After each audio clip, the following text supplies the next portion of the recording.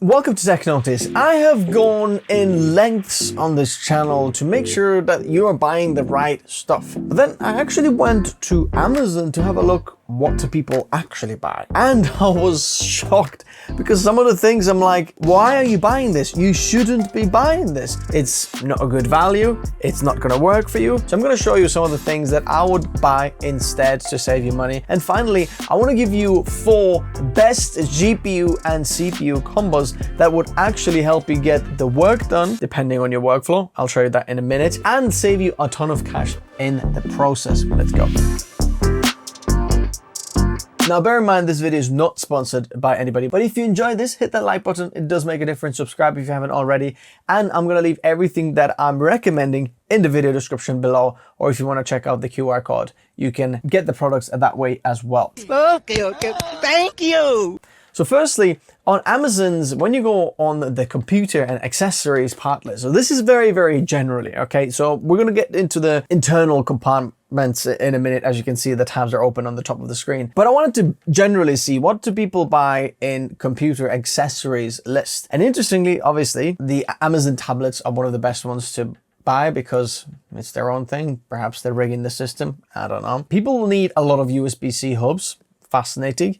A lot of people are breaking the MacBook chargers. That's why they're buying replacements. And for $26, it's not a bad buy compared to what Apple charges, as we all know. That's a big, mistake. But then the fourth one, I think this is a good buy. The MacBook Air, I've spoken in length about this. We've made loads of videos about this. This is a really, really good buy. And there's over 10,000 people that have bought this last month. So let's do some numbers. $850 times 10,000 is about $8.5 million in revenue by just this MacBook Air alone. That's roughly last month. And then tech products have between 5 to 25% profit on top of that. So let's say a conservative 10% profit on that. That is about $1 million profit for Apple just on that particular model. Bear in mind, if we scroll further down, you'll see different colors in there as well, which is just crazy. We see a lot more tablets, and interestingly, I didn't expect Wi-Fi products to be so high up in there. I mean, come on. Chargers of all the things, you need a HP laptop charger. 19th place, as you can see, another MacBook Air. I highly recommend checking that one out. I'll leave the link in the description below for that. That is a really, really good buy. Now, I know we do need laptops, but on 24th here, you can see this HP 14 laptop. That's 4 gigabytes of RAM, 64 gigabytes of storage, Windows 11 Home. It's hard. This is not a very good laptop. At 32, we've got a serious charger, and I would definitely recommend this one as well. This is a crazy, crazy charger. Interestingly, this is a bit of a thing where we're slightly misled in here. Now, Anker laptop charger, 140 watt max USB-C. That's not exactly what's happening here. Now, Anker, it's a good charger. It's got lots of ports, USB-C. Go further down in here. Here's what you can see. Maximum USB-C one is 65 watts, the second one 45 watts, and then 12, and then 12. Now, if you do use one port though, that is only when this works. So if you have a MacBook Pro, I highly recommend getting this one because that will charge your MacBook Pro faster, have more ports, and is just smaller than what Apple offers as well. Enough of the general things. Let's have a look at PC components, and that's what I'm really excited about. Now, I've got the CPUs and GPUs in a minute. I want to leave them a little bit later because we're going to build up to it. But let's have a look at power supplies first. Interestingly, the real power supply manufacturers that you know of, Seasonic, FSP, Be Quiet perhaps, not on the list. But what we're seeing here are Corsair power supplies, and there's a lot of them. So if you look at that power supply in particular, there's over 5,000 being bought last month of that one. 12 volt high power cable and ATX 3.1 and 5.1 compliant, which means a little bit more safer, so it's not gonna go poof. You know what I'm talking about. This is called a catastrophic failure. And interestingly, then we have MSI. MSI is absolutely getting there with their power supply manufacturers, interestingly. Then we've got Thermaltake, one of the lower ones here. I think this is white, 80 plus white, or 80 plus certified there. So it's not very high end quality. And then we've got RS Game, something like that. I've never heard of that company before. Cooler Master finally gets there as well. Look in the top 50, I don't see first Be Quiet, okay? I don't see any NZXT, FSP, Silverstone, Superflower, none of the big, okay, EVGA, there we go. None of the big, okay, 46, we've got one Seasonic power supply there. Interesting how Corsair is taking the market share there. I would say there's no real issues here with the power supply thing, but where I would see some issues is the RAM section here. Number one RAM is DDR4 32 gigabytes. That to me tells me that there's a lot of people buying the DDR4 platform, which is a dead platform. They don't manufacture this anymore, and this is not particularly cheap price. The 32 gigabytes, look, $72. For extra $10, $13, you get the same at DDR5. And if you look at some of the pricing for DDR5 platforms, either Ryzen 7000, Intel Core Ultra, it can actually be cheaper rather than the AMD's previous AM4 platform, because I think that's what they're going for. No one's building Intel 11th gen platforms anymore. People are still buying AM4 platform. You'll see that in a minute, which is crazy. And I don't think this is particularly good value for your money.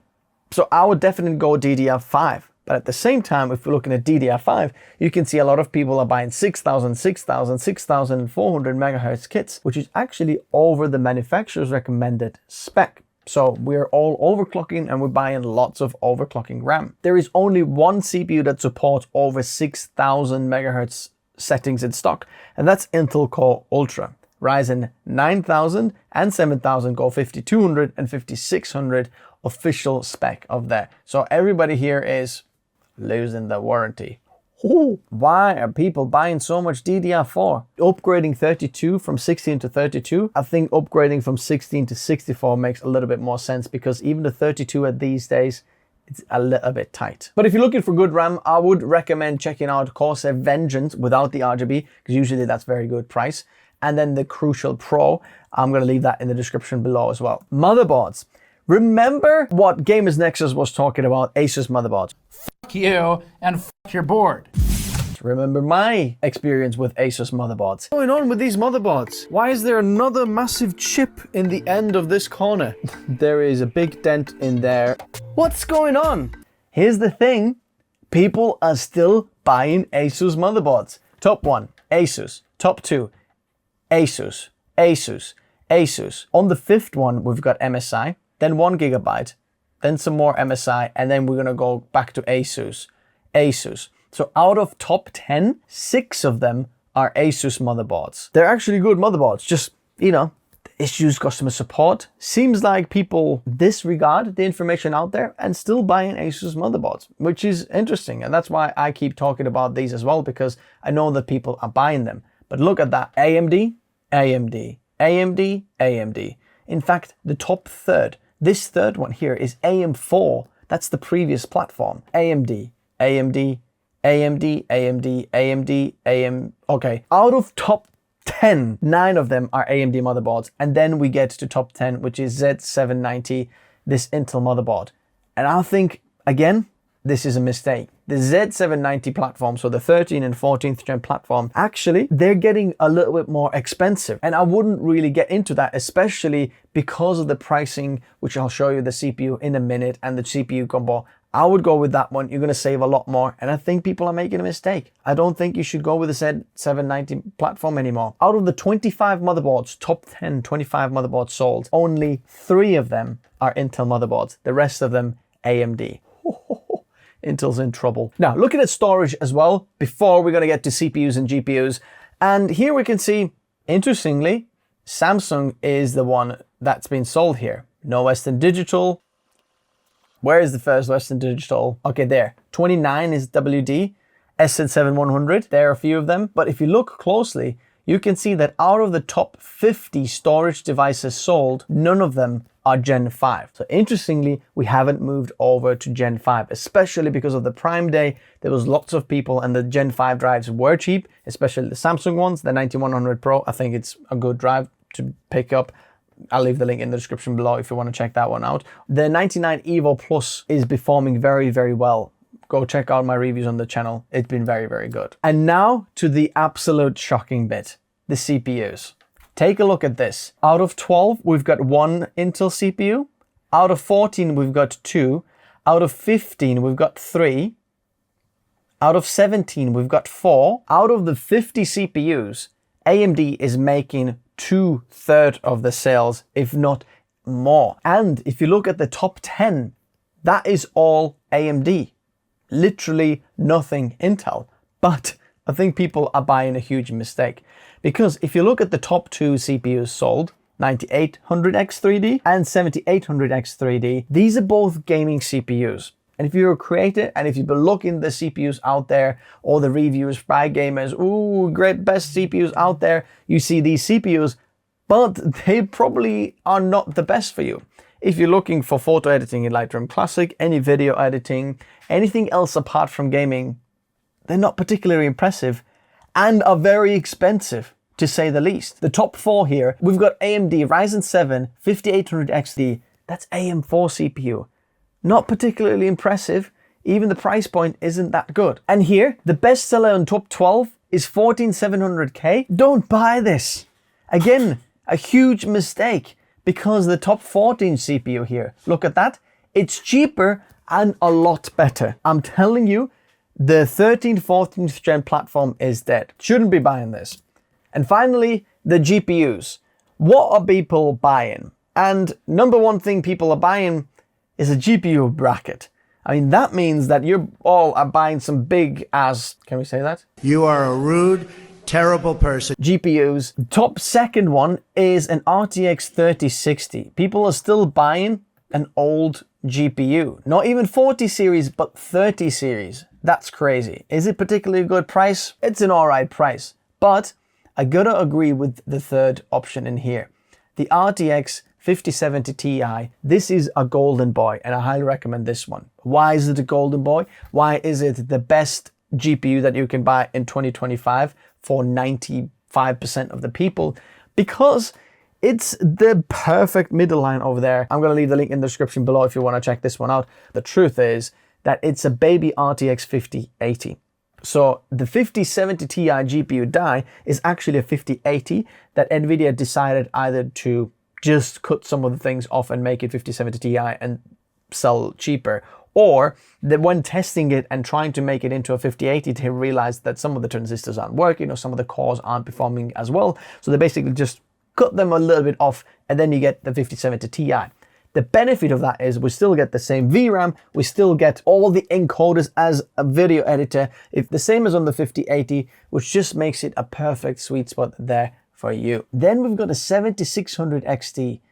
That is expensive and an old card, so I'm not sure why people are buying this. A lot of GPU sag brackets. Again, 5070 Ti, but oh my goodness, that is so expensive. Why are you buying this for $1,000 where you can get this for $789? Okay, now we'll come to the bit of the best CPU and GPU combos. And I've got 4 options for you. And this is what I would recommend for most of the people. I think I'm gonna hit like 99% of the people, especially if you're creators out there. The number 1, the cheapest option that I would recommend is a Ryzen 9700X. It's an 8-core CPU and an Intel Arc B580 GPU. You might be thinking that's a bit of an odd combination. And I would say this is the budget end and massive upgrade path available for the CPU. Hopefully AMD is going to continue this CPU platform and you can upgrade again. But this is very good for photo editing. So if you do any photo editing, especially in Photoshop, it's an incredible, incredible machine. And the GPU allows you to also do a little bit of video editing. So if you're looking for something on the budget end that does have upgrade path, then this is a great combination for you. Links in the description below if you want to check it out. Number 2 is the best bang for buck for all worlds. So this is for people who want to do gaming, who want to do video, photo editing, 3D, kind of the best of everything, but want to know what's the sweet spot. I don't want to spend too much on CPU, too much on GPU. I don't want there to be a bottleneck. And I think the perfect combination is an Intel Core Ultra 265K, because it's just so cheap and performs really, really well. And you get encoding, iGPU, everything in there. Anyway, it's a good CPU. And then for the GPU, I mentioned the 5070 Ti. That's the one that I would go for, because for video editing, it's going to be great. For photo editing, it's going to be great. For AI, it's going to be great. For 3D, it's going to be great. It's just going to be great at everything. For gaming, it's going to be great as well. I'm going to leave the best pricing option for these in the video description below if you want to check them out. But moving on to number 3, and that's the ultimate performance and an upgrade path version. Remember, on the GPU list, there was no RTX 5090s, but I would highly recommend the RTX 5090s. If you're a power user who does a lot of creative tasks, the 5090, there's a no-brainer for you. It's just a whole other class of GPUs from 5080. 5080 kind of, there's like steps going up to 5080, and then there's boom, 5090. It's a whole other level, and I highly recommend that one. But then for the CPU, I'd probably pair it with the 9950X from AMD. So you get 16P cores.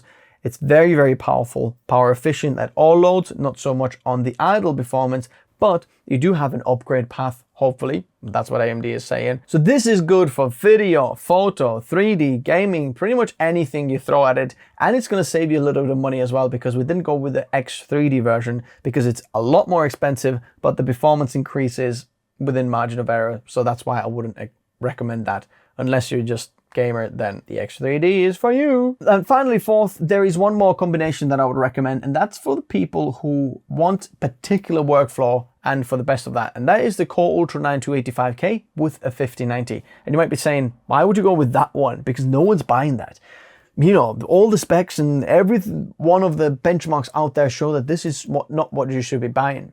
Actually, there are 2 workloads that I think this would be good for. In fact, make it 3. Number 1, Lightroom Classic. If you're doing a lot of Lightroom Classic editing, the Intel Core Ultra is one of the best out there. In fact, the boost profile gives you extra performance, and you can run your CPU even faster, up to 8000 megahertz of memory when you're pairing it with that kit. Then secondly, Premiere Pro and video editing. If you want the ultimate video editing performance, the Ultra 9285K is better than the 9950X. There's no doubt in that. And thirdly, I would say in some of the software support and some of the 3D, the Core Ultra 9285K can be better depending what you're doing.